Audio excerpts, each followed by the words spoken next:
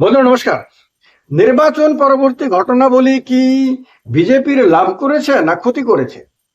তৃণমূলকে বিরাট বড় ক্ষতির মুখোমুখি করেছে না আরো বড় ক্ষতির হাত থেকে বাঁচিয়ে দিয়েছে?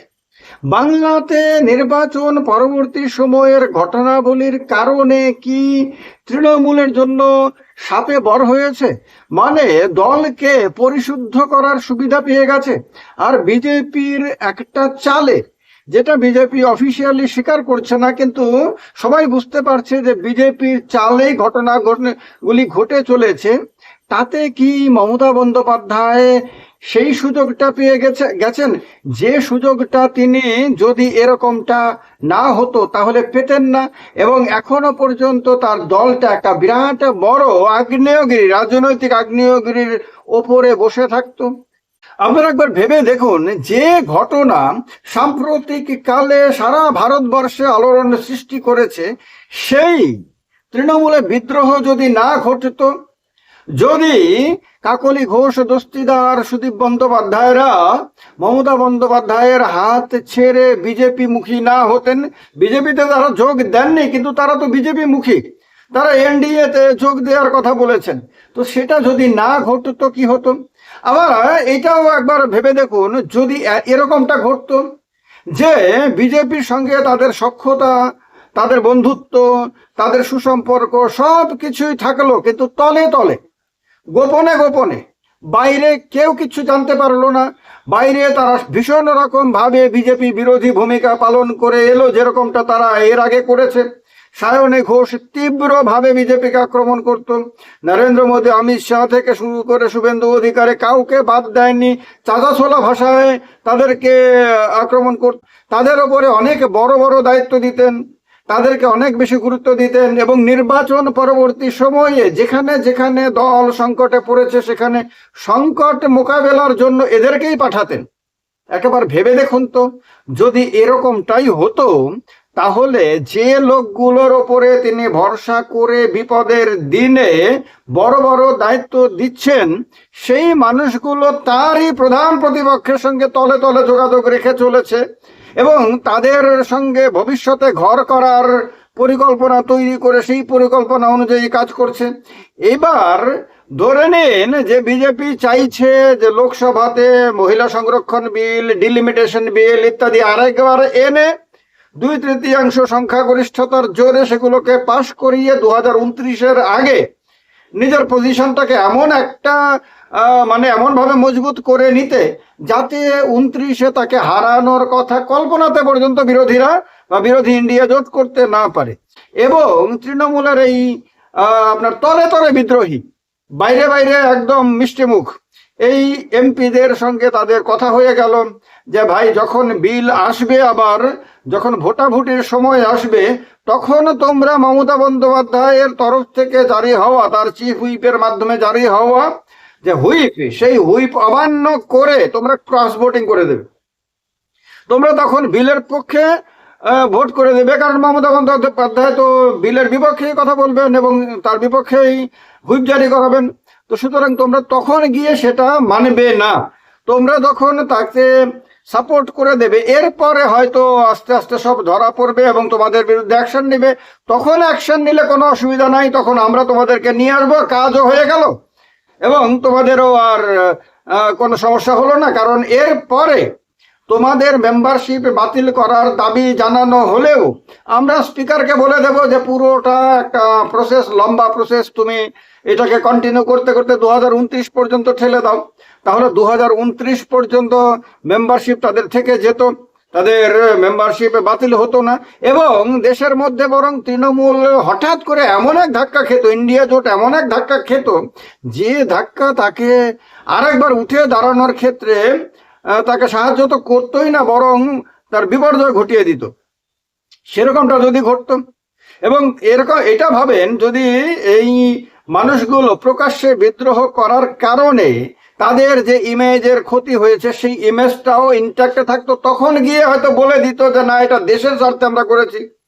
দেশের বৃহত্তর স্বার্থের জন্য আমরা মনে করেছি মহিলা সংরক্ষণ বিল পাশ হওয়া দরকার, ডিলিমিটেশন বিল পাশ হওয়া দরকার। এগুলো সব দেশের মানুষের স্বার্থে, এবং আমরা যেহেতু এই দেশের ভালো চাই, সেহেতু আমাদের মনে হয়েছে না এর বিরুদ্ধে ভোট দিলে দেশের মানুষের সামনে আমাদের ছবি নষ্ট হয়ে যাবে। সুতরাং আমরা বৃহত্তর স্বার্থের কথা চিন্তা করে, দলের স্বার্থের কথা চিন্তা করে আমরা এই সিদ্ধান্তটা নিয়েছি।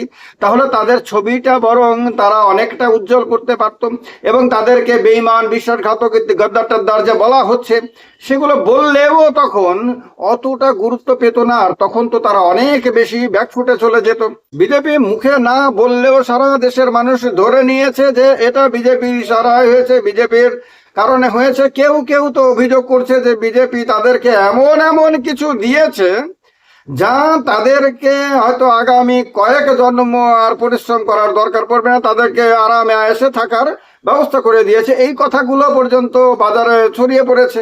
এমন কি হচ্ছে, এখন আপনার বিরোধীরা সতর্ক হয়ে গেছে, বিরোধীরা সক্রিয় হয়ে গেছে। মমতা বন্দ্যোপাধ্যায় সক্রিয় হয়ে গেছেন, তিনি বুঝতে পেরে গেছেন যে এই লোকগুলো তার সঙ্গে থেকে তার প্রতি বিশ্বাসঘাতকতা করেছে, তার মানে সামনে তার প্রশংসা করলেও পেছনে অন্যরকম ভূমিকা পালন করেছে। ফলে কি হয়েছে, তিনি এখন অন্যদেরকেও বলে দিয়েছেন যে যাদের ইচ্ছে হয় বেরিয়ে যাওয়ার তারা বেরিয়ে যেতে পারো, আমার কোনো অসুবিধা নাই। এই কথাটা বলার মতন মানসিক শক্তি যখন একটা মানুষ অর্জন করে ফেলে, তখন ধরে নিতে হবে সেই লোকটা প্রত্যাঘাত করার জন্য আপনার প্রস্তুত হয়ে যাচ্ছে। কারণ হলো কি, তিনি যদি ভয় পেয়ে যেতেন, তিনি যদি আতঙ্কিত হয়ে যেতেন, তিনি যদি মনে করতেন এই মানুষগুলো বেরিয়ে গেছে, আমি অসহায় হয়ে গেছি, এবং এর পরেও যদি অন্যরা বেরিয়ে যায় তাহলে আমি মানে কি অবস্থা হবে আমার, আমি কাহি কানে হেরে হেঙ্গে, এরকম একটা অবস্থা হয়ে যাবে। তখন তিনি হাতে পায়ে ধরে বাবা শোনা করে অনেক অনুনয় বিনয় করে তাদেরকে বোঝানোর চেষ্টা করতেন, তাদেরকে রাখার জন্য তিনি চেষ্টা করতেন, এবং মানে তার পুরো এক্সপ্রেশন এটা পরিষ্কার হয়ে যেত যে তিনি এখন এমন এক গাড্ডায় পড়েছেন যে গাড্ডা থেকে আর তার পক্ষে উঠে দাঁড়ানো সম্ভব না। কিন্তু যখন তিনি পরিষ্কার বলে দিচ্ছেন যে আরো কারোর যাওয়ার ইচ্ছে থাকলে চলে যাও, আমি আবার নতুন করে সাজাবো, তখন বোঝা যাচ্ছে যে তিনি পুরো এই দুর্ঘটনা, তার রাজনৈতিক দুর্ঘটনাটাকে তিনি একটা মানে সুযোগ হিসেবে নিচ্ছেন, এবং এইটাকে কাজে লাগিয়ে তিনি তার দলের মধ্যে একটা শুদ্ধিকরণ করতে চাইছেন। আর যখনই এই ধরনের কোনো ঘটনা হয়, তখন যদি শুদ্ধিকরণ করা হয়, এরপরে যারা উঠে আসে তারা বিশ্বস্ত হয়, তারা মজবুত হয়, তারা অনেক বেশি অনুগত হয়, এবং তাদেরকে নিয়ে ভবিষ্যতের পরিকল্পনা সাজাতে পারলে সেই পরিকল্পনা অনেক বেশি সাকসেসফুল হয়। আর এখন কি হলো, এই মানুষগুলোর জনপ্রিয়তা বেড়ে গেল। এই যারা যারা এই দুর্দিনে পাশে গিয়ে দাঁড়াচ্ছেন তাদের জনপ্রিয়তা বেড়ে যাচ্ছে, সাধারণ মানুষ তাদের প্রতি সমর্থন, তাদের প্রতি সহানুভূতি দেখাচ্ছেন, এবং আগামী দিনে তাদের বড় নেতা হওয়ার রাস্তাটা সুগম হয়ে যাচ্ছে। ফলে কি হয়েছে, তিনি যে বুঝে শুনে এই কথাটা বলেছেন তা এটা তার প্রমাণ। তিনি দেখছেন যে সোশ্যাল মিডিয়াতে তার পক্ষে দাঁড়ানো লোক আর তার বিরুদ্ধে দাঁড়ানো লোক, যারা তার কাছ থেকে সর্বসুবিধা প্রাপ্ত এমপিরা, এমএলএরা যখন তার বিরুদ্ধে কথা বলছেন, তখন সাধারণ মানুষ, তার দলের সাধারণ কর্মীরা তাদের প্রতি কিরকম রিয়াকশন দিচ্ছে। আর এই মহা দুর্যোগের দিনে, মহা দুঃসময়ে যারা নিজের জীবনের মায়া পর্যন্ত ত্যাগ করে তার পাশে এসে দাঁড়াচ্ছেন, তাদের প্রতি কি রিয়াকশন দিচ্ছেন, এটা তো একেবারে আয়নার মতন পরিষ্কার চোখের সামনে তুলে ধরছে যে ভাই এই এদের ক্ষেত্রে মানুষের রিয়াকশন এই, ওদের ক্ষেত্রে এই। তো এইটা দেখে তিনি বুঝতে পেরে গেছেন যে ভাই আমি যদি ওই কলঙ্কিত মানুষের সামনে হয়ে যাওয়া মানুষদেরকে হাতে পায়ে ধরে যদি কাতরভাবে প্রার্থনা করি থেকে যাওয়ার জন্য, তাহলে তো আমি মানুষের বিরাগ ভাজন হব। আর যদি ওই মানুষগুলোকে সঙ্গে নিয়ে আমি ঘুরে দাঁড়ানোর প্রতিজ্ঞা করি, ঘুরে দাঁড়ানোর চেষ্টা করি, এবং তাদের মনোবল বাড়ানোর জন্য যদি আমি চেষ্টা করি, তাহলে ওই সাধারণ মানুষগুলোর সহানুভূতি আমি সঙ্গে পাবো। ফলে সাধারণ মানুষের সহানুভূতি যদি সঙ্গে চলে আসে, তাহলে কি হবে, নেতা আবার তিনি তো প্রধান নেতা, তার সঙ্গে বাদ বাকিদের মধ্য থেকে ঝাড়াই বাছাই করে করে তিনি আবার নতুন করে টিম বানিয়ে ফেলতে পারবেন। মূল সূর্য যেহেতু তিনি, তার আলোয় আলোকিত চাঁদের কোনো অসুবিধা হবে না, নতুন করে চাঁদের হাট বসে যাবে। ফলে এইটা প্রবলেম না। প্রবলেম হতো যদি সাধারণ মানুষ তার উপরে ক্ষুব্ধ থাকতো। এইটা কিন্তু এই ঘটনাগুলোর কারণে, নির্বাচন পরবর্তী ঘটনাগুলোর কারণে এইটা আর ঘটার সুযোগ পেল না। মানুষের পুরো ফোকাস তার দিকে হয়ে গেল পজিটিভ দৃষ্টিভঙ্গিতে। মেইন স্ট্রিম মিডিয়া বারবার দেখাচ্ছে যে তার দল ভেঙে যাচ্ছে, তার প্রতি অনাস্থা এবং তার পরিবার, তার ভাতিজা ইত্যাদি দুর্নীতি টুর্নীতি এগুলো নিয়ে ব্যাপক ক্ষোভ টোপ ইত্যাদি মেইন স্ট্রিম মিডিয়া দিন রাতে দেখাচ্ছে।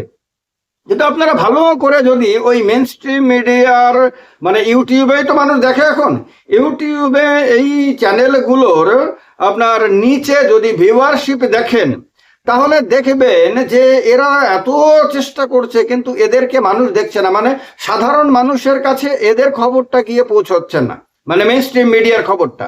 বিজেপি এই ঘটনাগুলির কারণে তার ইমেজটাকে অনেকটা নষ্ট করে দিয়েছে। বিজেপির কাছে মানুষ প্রত্যাশা করেছিল যে যে প্রতিশ্রুতিগুলো মানুষের কাছে নির্বাচনের আগে বিজেপি দিয়েছিল, নরেন্দ্র মোদী যে ভয় না ভরসা, ভরসার রাজত্ব শুরু হবে সেই প্রতিশ্রুতি দিয়েছিলেন, আর্থিক সহযোগিতার কথা বলেছিলেন, নিরাপত্তা দেওয়ার কথা বলেছিলেন, এইগুলো বলেছিলেন। মানুষ চেয়েছিল যে সেগুলোকে অক্ষরে অক্ষরে পালন করা হোক। এবং তৃণমূলকে যেহেতু মানুষ বর্জন করেছে, মমতা বন্দ্যোপাধ্যায়, অভিষেক বন্দ্যোপাধ্যায়কে যেহেতু আর মানুষ পছন্দ করেনি, তাদের ক্ষমতা থেকে সরাতে চেয়েছে, সেহেতু তাদেরকে এবার এভাবেই ধীরে ধীরে ধীরে ধীরে লোকচক্ষুর অন্তরালে চলে যেতে দেয়া হোক। কিন্তু হয়েছেটা কি? হয়েছে তাদেরকে লোকচক্ষুর সামনে চলে মানে আরো বেশি করে, আগের চেয়েও আরো বেশি মজবুত ভাবে চলে আসার সুযোগ করে দিয়ে 2026-এর বিধানসভা নির্বাচনের ফলাফল পরবর্তী ঘটনাবলী মূলত বিজেপির ক্ষতি করেছে। কাকলি ঘোষ দস্তিদার, সুদীপ বন্দ্যোপাধ্যায়, সায়নী ঘোষ, এরা যারাই আপনার বিদ্রোহ করে আপনার মমতা বন্দ্যোপাধ্যায়ের হাত ছেড়ে তার বিপক্ষ শিবিরে চলে গেছেন, তাদের তো ক্ষতি বলতে কি, তাদের না হয় রাজনৈতিক ক্যারিয়ার সমাপ্ত হয়ে যাবে, এরপরে হয়তো আর কোনো নির্বাচনে তারা মানুষের ভোটে আর বিজয়ী হতে পারবেন না, তারা বিজেপিতে যাবেন, বিজেপি তাদের নেবে, এরকম কোনো সম্ভাবনা এখনো দেখা যাচ্ছে না। বিজেপিতে গেলেও বিজেপি তাদেরকে মিনিমাম আপনার গুরুত্ব দেবে আগামী 29 পর্যন্ত তাদের একটা করে ভোটের জন্য। আর যদি বিজেপি মনে করে যে তাদেরকে নেব না, তারা যে দলে গেছে সেখানে থাকুক, এবং তাদের মেম্বারশিপ যদি বাতিল হয়ে যায় পার্লামেন্ট থেকে, তাহলে উপনির্বাচন করে তাদেরকে আর দাঁড় করাবো না, আমরা আমাদের ক্যান্ডিডেট দিয়ে আমাদের পার্টির নেতাদেরকে জিতিয়ে আমরা পার্লামেন্টে পাঠাবো, তাহলে তো তারা একেবারেই রাজনীতির ময়দান থেকে আউট হয়ে যাবে। তাদের এরপরে আর কেউ জিজ্ঞেসও করবে না, তারা রাস্তা দিয়ে হেঁটে গেলেও কেউ দিদি কেমন আছেন, দাদা কেমন আছেন, তাদেরকে হয়তো কেউ জিজ্ঞেস করবে না, তারা হয়তো হারিয়ে যাবেন। কিন্তু দল হিসেবে বিজেপিকে তো বারবার মানুষের কাছে আসতে হবে, বারবার নির্বাচন ফেস করতে হবে, এবং তার সামনে যে চ্যালেঞ্জগুলো আসছে সেই চ্যালেঞ্জগুলো মোকাবেলা করতে হবে।